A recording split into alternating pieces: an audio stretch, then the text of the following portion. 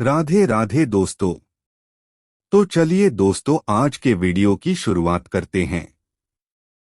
नचिकेता द्वारा यमराज से पूछे गए जीवन मृत्यु और आत्मा परमात्मा के सवाल।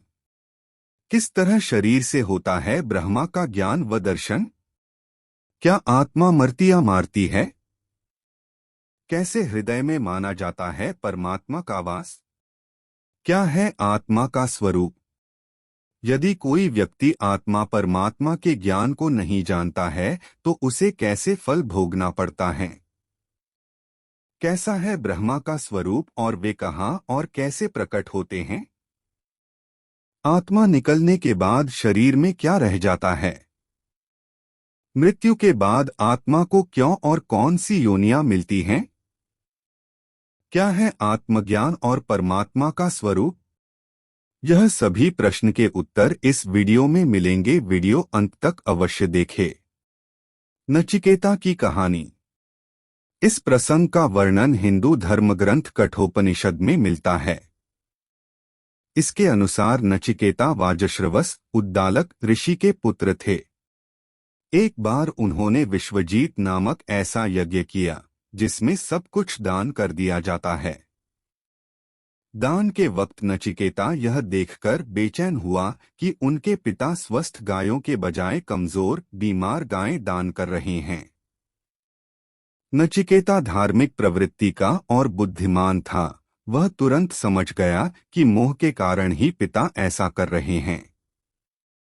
पिता के मोह को दूर करने के लिए नचिकेता ने पिता से सवाल किया कि वे अपने पुत्र को किसे दान देंगे। उद्दालक ऋषि ने इस सवाल को टाला, लेकिन नचिकेता ने फिर यही प्रश्न पूछा।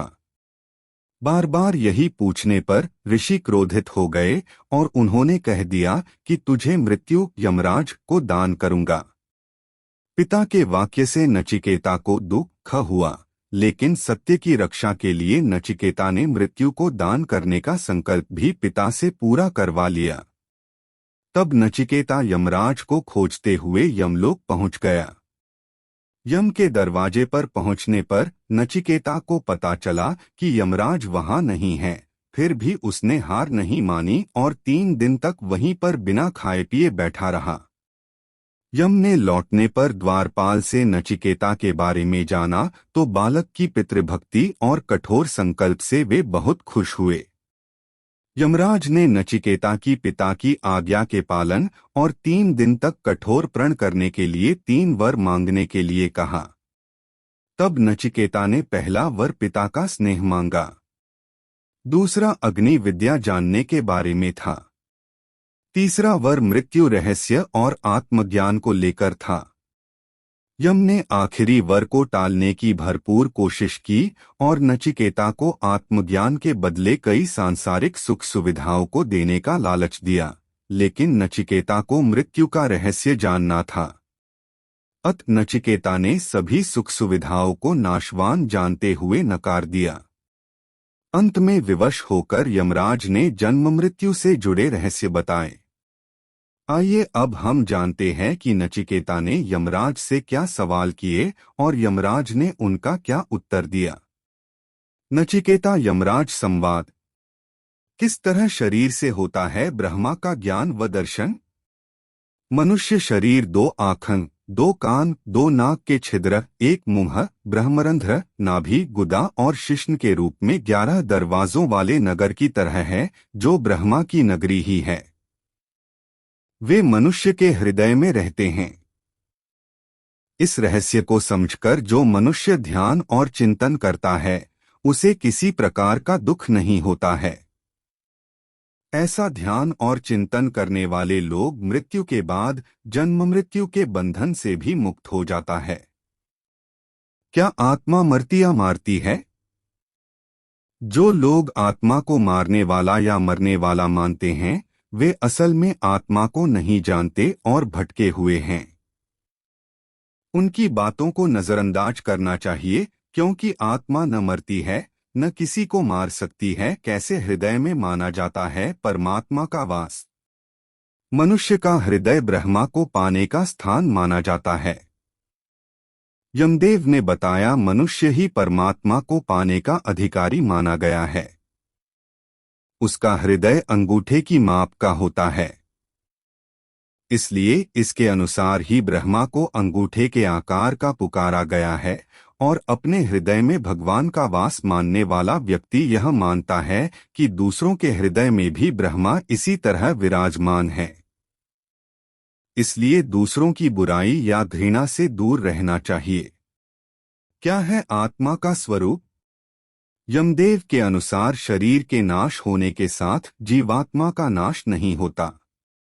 आत्मा का भोगविलास, नाशवान, अनित्य और जड़ शरीर से इसका कोई लेना देना नहीं है।